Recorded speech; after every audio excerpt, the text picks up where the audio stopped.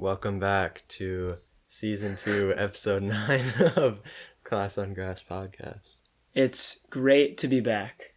Good day to be back. Yep. It's good to be inside of our cozy home, my cozy home, Yeah. because this past week, about 5 days ago, I took a video and it looked like this, which is just ridiculous. 2 weeks before Halloween. Yeah, 2 weeks before Halloween, and there's 5 or 6 inches of snow. It's craziness. It's ridiculous. I didn't even have a scraper in my car.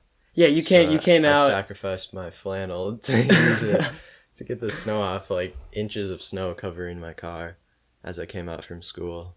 I remember pulling out of the main road that leads into school, pulling into the street, and my car almost did a 360.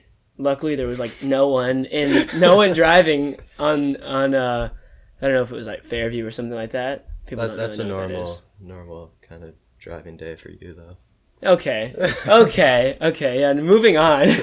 We don't need to talk about my driving. My driving skills are probably better than the cameraman's.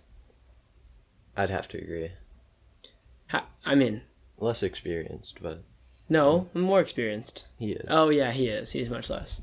Well, we've got to move on to the Premier League. It was a big week of football. We had the Champions League come back, which we'll talk about later, and we had Premier League. So it's honestly like it's all back in full swing. MLS happened, but really, who cares?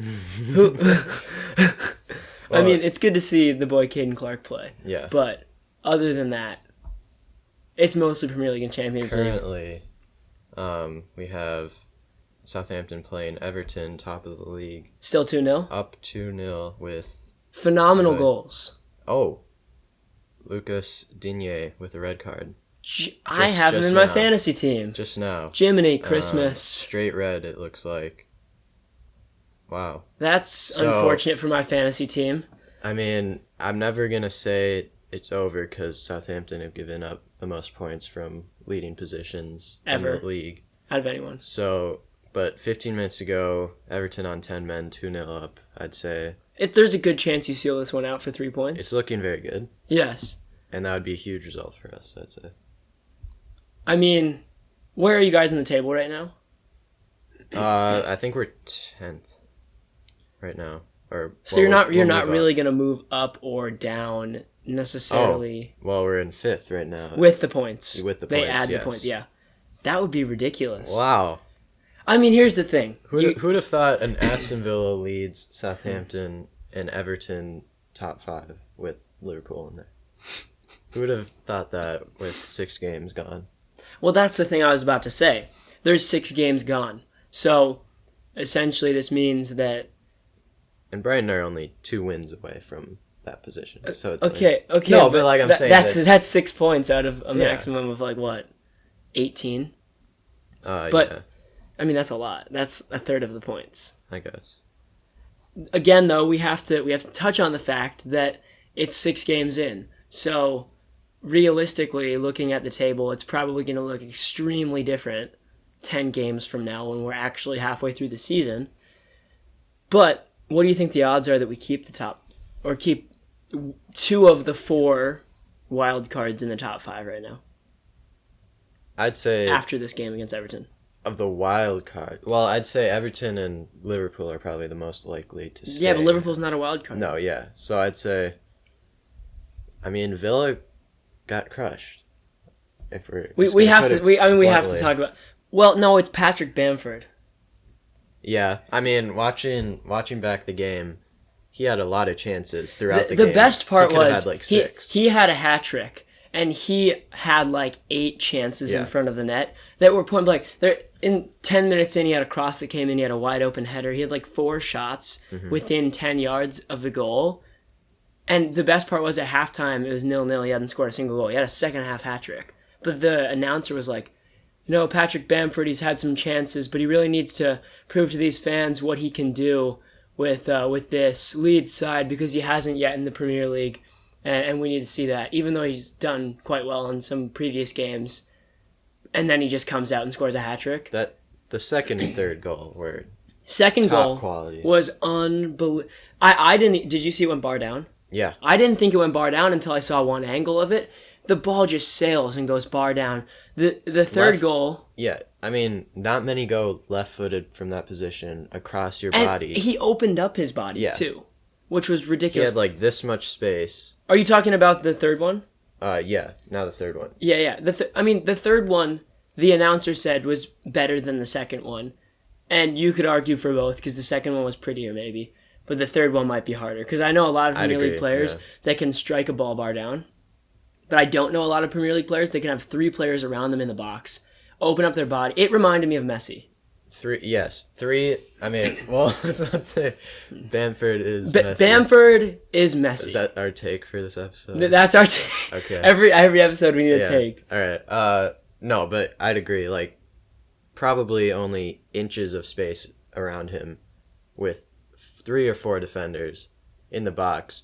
Just opens his body up and just kind of chips it. Well, you remember the quarterfinal, I think it was the quarterfinals of the Champions League last year, where Messi did like the same thing. I don't remember maybe it was like Lyon. I don't know. I don't remember who they were playing, but he did the same thing. He opens up his body, and it was kind of while he was falling, and he like stuck his leg out and finished it. And it reminded me. Well, Bamford's goal reminded me of Messi's. Messi's didn't remind me of Bamford's.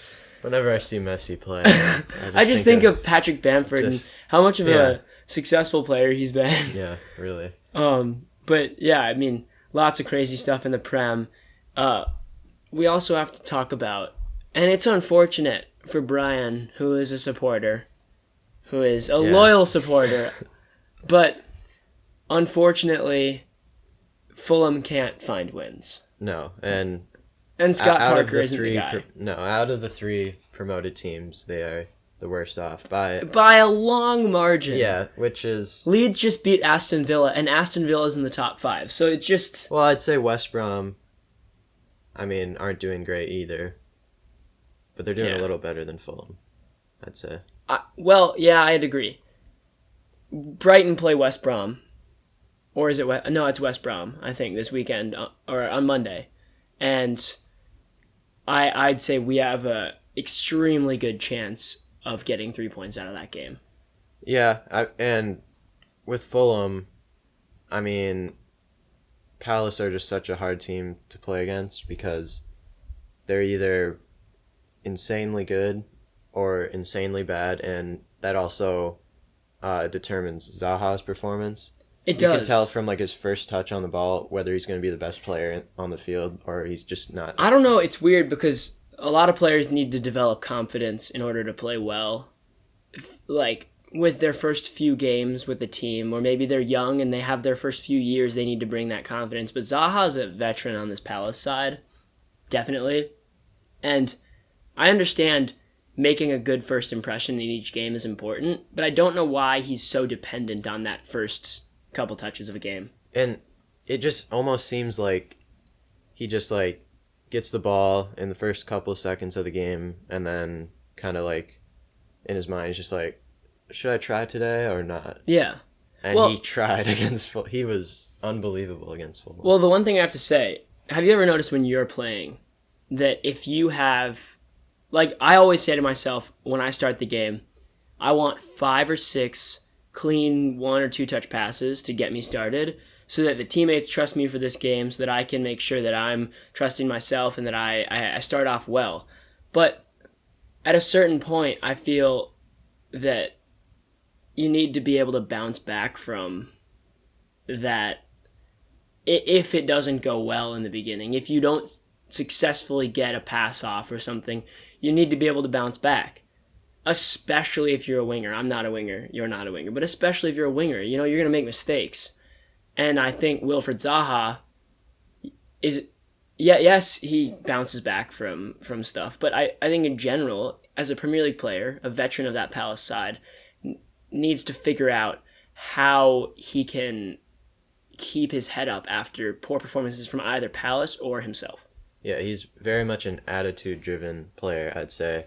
Because, say, he gets the ball and then tries to dribble at the fullback on the other team, and then the fullback makes a hard tackle, or makes an illegal tackle, but the ref doesn't call it and lets him play, that's already in his mind, and he's already just the whole pissed game off for the rest of the game. Which, I mean, can help a lot of players. They need that kind of like that anger in their mind, like kind of as motivation.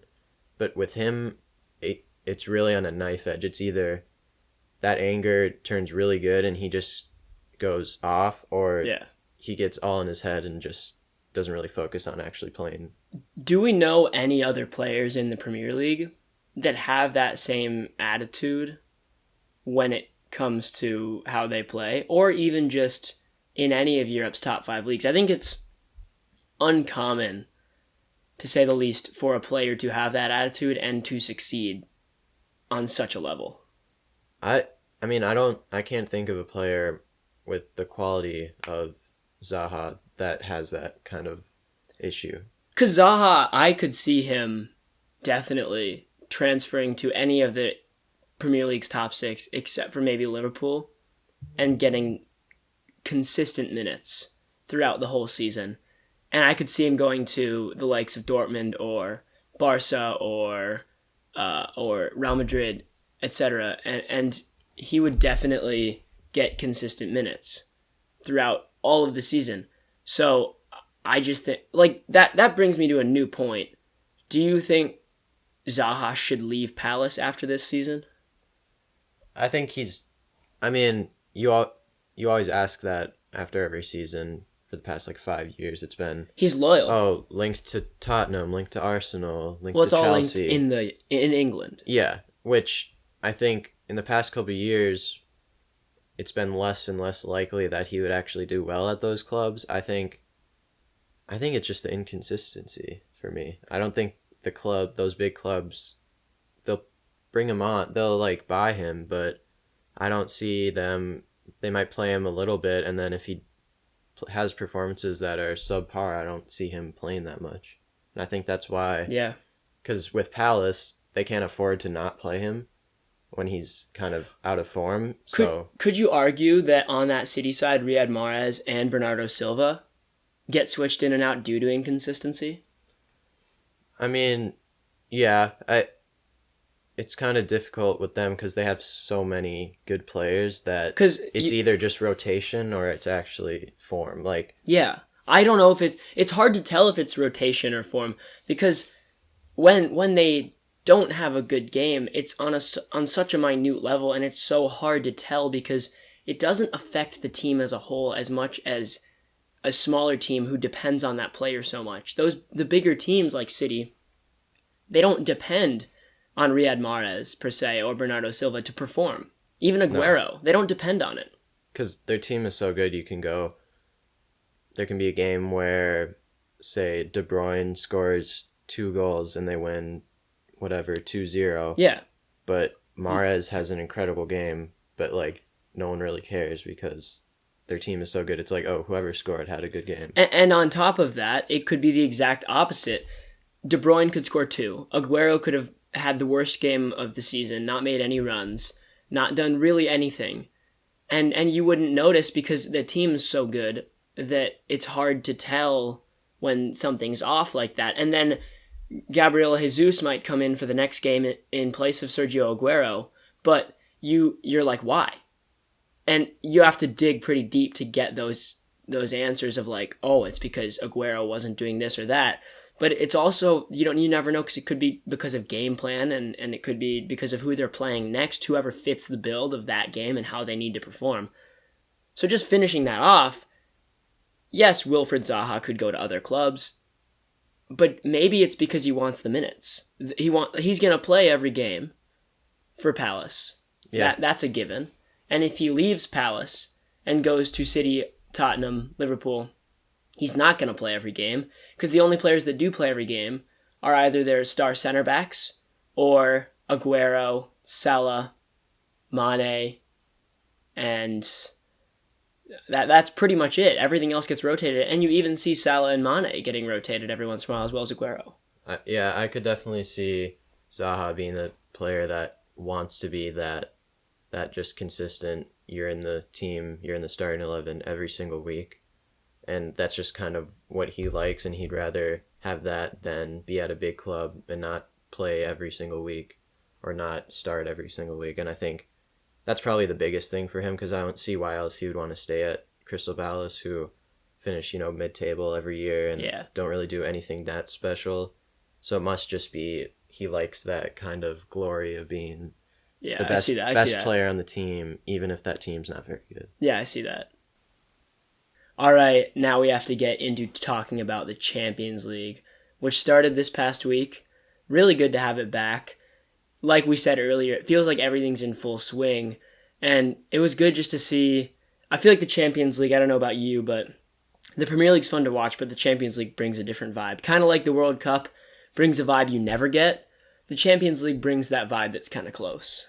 Yeah, and, well, I'm assuming you've heard of the plan for whatever, all these owners of the big teams want to make this league. The Super League? I don't like that I hate it. I hate it. Because that's just going to get rid of the Champions League, and that's such a classic So, in my opinion, the Champions League, although it's not classic to some older, maybe, listeners, because before it was the UEFA Super Cup, I believe. Maybe? I don't know. Something interesting like that. I don't remember. But it was before, not the Champions League, but it was just the same competition rebranded. So it's kind of been around forever. And it just feels like one of those things where if you make the Super League, it's the same thing as the Champions League. It just gets rid of the extra competition. And it will just gain more money for the bigger teams. Again, yes. Leave less competition for the actual leagues for each country. You will no longer see Brighton or Southampton playing City or Liverpool. No, and those big teams won't really care. Because if there's going to be a whole nother league with games, like a regular Premier League setup, but it's all just the best teams from Europe, those big teams aren't going to care about their domestic league. Exactly. They're just going to be like, oh, if we have play a whole Atletico on Friday. Yeah, if we have a whole nother actual schedule for the Super League or whatever it's called, then they aren't really going to care, and that's just going to ruin not only the Champions League, which is so classic, but also just every other league. Every other league in the top 5. Yeah. And I feel like a lot of football fans enjoy watching competitions like the Premier League, La Liga, Bundesliga, not for the games necessarily that's Bayern versus Dortmund, although those games are fun, or the games that are Real Madrid, Barca, although they're fun. I think real hardcore football fans really enjoy the games with the smaller clubs. And when a smaller club plays a big club, because it's not always going to be a 4-0 game, it can be close sometimes. So I feel like those games are really important to football as a whole. And I feel like if they get rid of that, it's going to take an essential part of the game that we all love away. Mm-hmm. But that's obviously not up to us or really anyone except for UEFA and the clubs. Mm-hmm. And I doubt it will happen anytime soon, at least. I mean, I feel like there's always been these kind of these rumors. proposals for these new leagues and stuff, and it never really happened because of that huge kind of difference between the top teams and the lower teams that it would make, and I feel like it would never get actually accepted. If it does, that'd be really sad, but yeah. Anyway. Well, we got to talk about the Champions League this week. First, Bayern beat Atletico Madrid 4-0. And of course, Bayern have beaten Barca 8-2. Mm-hmm. And they've done all of this magic stuff last year. But they're just carrying it right over into this year. They're just the best. One of the best teams that I've ever seen, I think. I have not seen a game. I know they lost to Hoffenheim or something, but I've not seen a game where they haven't completely dominated the other team, no matter the competition. They are unbelievable. Bayern are the best team in the world, and one of the best. Ever. If they carry it. Do they compare to MSN Barca? I'd say we'd have to look at this season and what they do. If they, obviously they're going to win the league because they do every year. If they win the Champions League again, I'd say people are going to say, oh, no fans, it's not real, whatever. Yeah. But to have that much domination against the top teams in the world, I'd say in 2 years in a row, I'd say they have to be in that kind of talk about one of the best teams ever. Yeah, I don't think you can put them in the same group as the Invincibles yet. And no, yeah. I don't know personally, I love that Leicester 2016 team, although they weren't the best team in the world. They're up in that group for me just because of the thing they accomplished. They're one of the most iconic teams. I wouldn't say best. Okay, so maybe what I'm saying here is that Bayern team need to achieve more before they can be considered iconic. Yeah. Because their team hasn't really changed that much from the past couple of years. They've just performed a lot better than usual. Usually they get to like the quarterfinals of the Champions League and then get knocked out, or they just they always win the league, and so that's kind of just a given, and you can't really base how well they did in the season off that because they're just so much better than every other team in the Bundesliga. So except for Dortmund, but honestly even Dortmund always kind of trip up. Like the past couple of seasons they've hung in there with them until the last couple of games where they've just kind of tripped up and lost some crucial points. Yeah. Well, yeah, I think we can all agree that Bayern are phenomenal, and Sorrentino Tolisso has one of the best strikes of anyone in Europe. Yeah, that was unbelievable. Check out our Instagram, Class on Grass Podcast, to see Sorrentino Tolisso strike, because it was phenomenal. Mm-hmm. Another game which had an unbelievable strike was the Galatasaray Real Madrid game, which finished 3-2 to, surprisingly, Galatasaray. I didn't think I was going to see that coming at all. But Luka Modric had one of the best goals I've seen in a while. And it reminded me exactly of his goal versus, who was it in the World Cup? Argentina. Was it? Yeah. Mm-hmm. His goal versus Argentina in the World Cup. He takes the ball from the left side to the right side, and he hits it well. He's still moving to the right. Last time it had curve and went into the bottom right-hand corner. This time it had literally no spin and went into the top right-hand corner, but the same kind of run. And I don't know, can we just say that Luka Modric has the best unbalanced right foot in the world? Those shots are so hard to hit. Like, he's falling over on the right side, so and he still hits to it. Get that much power and accuracy on it is incredible. And I've never seen Luka, like, I know someone's going to say in the comments or something that this isn't true, but I've never seen Luka Modric really hit one of those blasts just going straight forward. Yeah, I haven't watched enough of him. That's what I'm thinking. But, like, all of his big goals that you see, I don't watch enough La Liga, but all of his big goals that you see, he's always fallen over every single time. I don't know if it's a problem with his balance or just that he's incredible when he's off balanced. But how do you think Galatasaray won that game 3-2? Sergio Ramos wasn't playing. He wasn't. I don't believe he was. I think it was Rafa and Nacho. Yeah, because I did read something in the past. However many games Sergio Ramos has been out, Real Madrid have only won one of those games. Yeah. And we saw that then with El Clasico a couple days ago. They beat Barcelona 3-1, I believe. And, Ansu Fati scored, but besides that, I think they just went on and scored 3 goals. And Sergio Ramos, I think, is just becoming one of those crucial players for that team since they lost Ronaldo and a couple other of those big stars.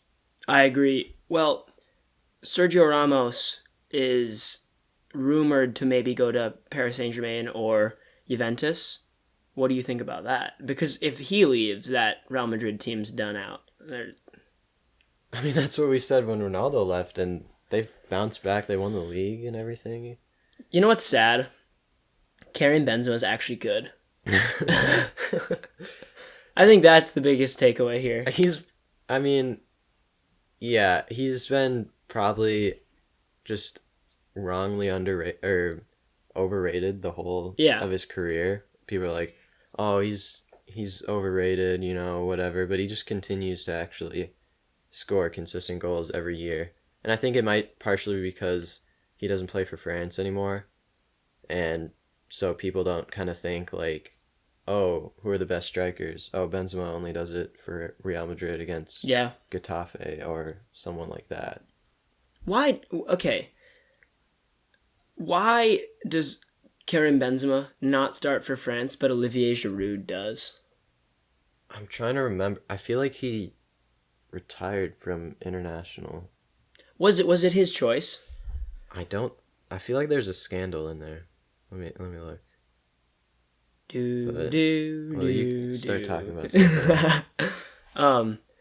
Yeah, I was watching a Karim Benzema kind of highlight just a bunch of his goals throughout the past 9 years with Real Madrid. He does have some bangers in there. He has some unbelievable, like most of them, I have to say, are just tap-ins within 9 yards. But he has like 5 bicycle kicks and one where he just dribbles through like 6 people and scores. So definitely deserves the credit that he has. Okay, so the reason Benzema does not play for France is Deschamps, their coach. Yeah. His decision after a sex tape scandal. Oh my. Involving Valbuena. Oh, I remember, and Benzema. Yeah, and he then blackmailed Valbuena about it, and they found out, and that's why he's like no longer allowed to be on France team. But that says because of Deschamps. So do you think if they get a new coach ever, he'll actually come back? Well, it's hard. He's getting pretty old too. I wouldn't say. It's difficult to say because at the moment he is. I think one of the biggest things that people don't like is change. And at the moment, France is the best team in the world without him. So I don't see a need to bring him back in. So if there was disciplinary action to take him out of the squad, if I was going in to be the new France manager, obviously players have dirt on them. All of them do. Oh, yeah. There's so much we don't know about players and their relationships with each other. Yeah. But it's hard because the whole media knows about it, and it would be a whole thing to bring him back in. And I feel like similar to Vardy deciding to retire from England, even though he could easily be in that squad and start, I think at this point Benzema's just kind of over it. He's like, I don't really need to play. At this point in my career, I don't really care that much. I'd rather just play club. Mm-hmm. No, yeah, I totally see that. The last thing we need to talk about for the Champions League games that happened was both Liverpool and City won their game. So, it 2 years ago, the last 4 were all English. Mm-hmm. Do you think we could see something similar to that again this year? I mean, obviously one game doesn't show it, but just...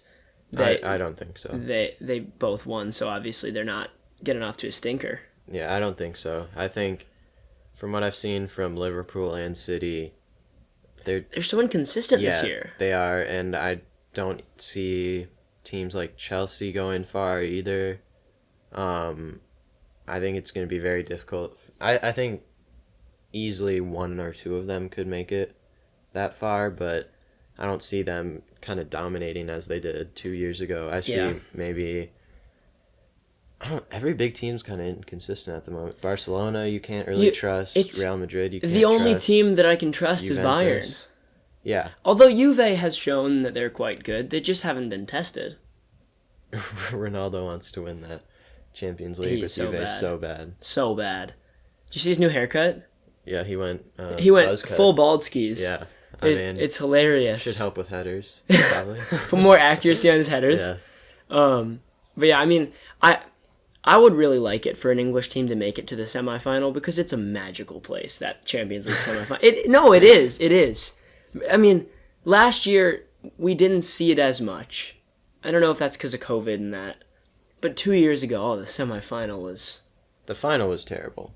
Yeah, no, it doesn't. The semifinals, though. But that City, Tottenham, and... City, Tottenham, Ajax. Just the whole knockout stage. Yeah, Liverpool, Barca, City, Tottenham, Ajax. Ajax going through. You have... That Ajax story was just incredible. I wish they went to the final. I wish it was a Barcelona-Ajax final. No. Wait, was Ronald Koeman the manager at the time? I believe so. Or maybe he was the Dutch national team manager. Yeah, he was. Yeah. Yeah. But that would have been a good final, but I always enjoy Liverpool in the Champions League final. I'm one that prefers that. Yeah, I don't. You just don't like Liverpool in general. I'd rather see City in that final than Liverpool. You see, City just spends so much money. They spent like $500 million on defenders alone, and they're not even good. They have Ruben Diaz as their only good defender because Laporte's always hurt. He's still kind of sick, though. Who, Laporte? Ruben Diaz. Ruben Diaz is nice, but they just signed him. They had already spent $420 million on other defenders. I think they see Pep kind of faltering with his results, and they're like, let's just stick an 80 million defender back there. It's kind of worked. And then they'll stop scoring goals, and then they'll bring in 70 mil winger. That's the problem with big clubs. They don't search for solutions within their squad. They just say, oh, yeah, we'll just go buy. There's so much pressure to win every game that... Well, we've seen that with Man United so much. Yeah. You either get clowned on like Man U and Arsenal, where they don't spend that much money attacking-wise, or even, defensively. There's no way for you not to get clowned on. Yeah. Because people are either going to be like, oh, you're only doing well because you spend. Or you're not doing well and you're a big club. Yeah, and it's not even that they're not doing well, because take Newcastle or someone like that. If they're getting those results, people are like, Newcastle are good this year. Literally. Yeah. But if they come anything under 6th, it's a very poor season for them. So, and that's difficult because it's so cutthroat in the Prem. There's so much competition. Yeah. Well, we're gonna predict the Premier League for this coming season. I'm just pulling the table up right here. We start with Group A, which has Bayern, Lokomotiv Moscow, FC Salzburg, and Atletico Madrid. Obviously, Atletico Madrid already on -4 goal differential. I feel like the other two would be on less or more negative goal differential after playing Bayern as well. That's true. So I'd probably say still Atletico and Bayern. I mean, Salzburg had a good season. Hwang Hee-chan's a really good striker. They had a good season last year, but with Haaland and Minamino, but I don't see them really. Yeah, all they have, you know who Hwang Hee-chan is, right? Yeah. Yeah, he's quite good, but they had the front three, now they only have one of them, because Minamino went to Liverpool, Haaland to Dortmund, you probably know. So yeah, I could see Atletico Madrid and Bayern going through. Group B has Shakhtar, Borussia Mönchengladbach, Inter, and Real Madrid. Oh shoot, I got the whole name wrong earlier. Just by the way, they didn't play Galatasaray, they played Shakhtar. Oh, yeah, they did. Yeah, no, I got that wrong. I would have thought it was Galatasaray. No, I got my notes wrong. Unfortunately, first time it's ever happened in my life. Yeah, I mean, literally the last episode, it was like the same thing. I had the same thing. It was like above the screen. Oh like, yeah, it was actually this. Dominic Calvert-Lewin actually scored 10 minutes earlier. Yeah.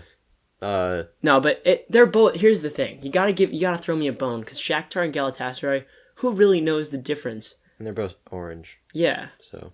Yeah, exactly. So, who do they have that's sick on Shakhtar? I can't remember his name. Tyson?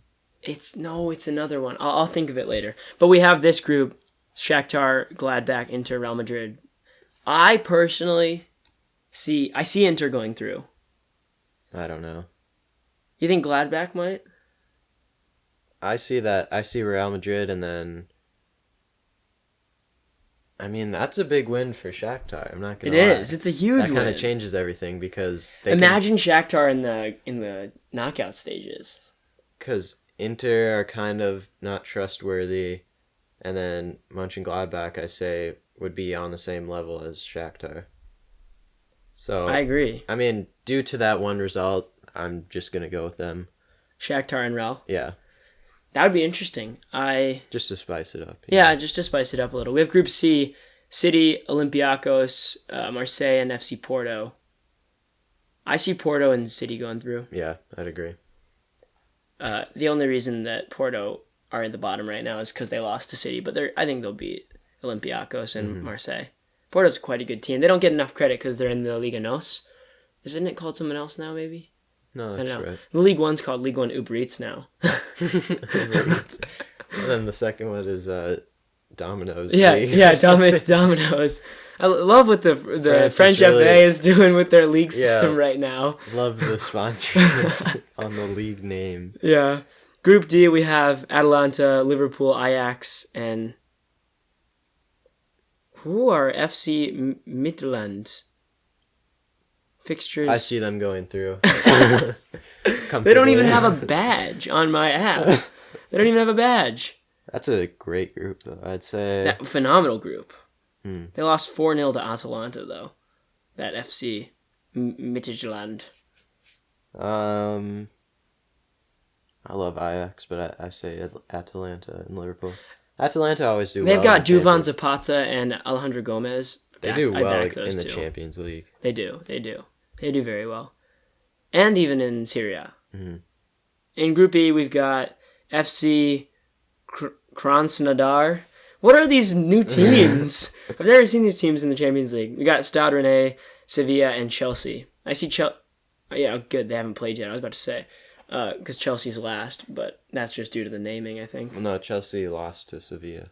Wait. Didn't they? Or did they tie? Oh, wait, no. Everyone tied. Oh, yeah, they all tied. No, everyone tied. Actually, everyone tied. So it's still the same. There's no goal differential or anything. They're all on 1 point. But I see Chelsea and Sevilla going through. Yeah, I'd have to agree with that. Group F, we have Lazio, Club Brugge, Zenit, and Borussia Dortmund. This is a nice group. It's kind of an interesting group, I'd say. I don't see Zenit going through. I mean... Maybe Club Brugge over Lazio, but then at the same time, Lazio have... crushed Dortmund. Lazio have Ciro Immobile. Yeah. So I'd say Dortmund. He's a beast. Dortmund and Lazio. And then we have Group G, Barca, Juve, Kiev, and Ferencvárosi. Well, I just don't get these new teams. I don't get them. I mean, that one's kind of obvious. Yeah, Barca and Juve.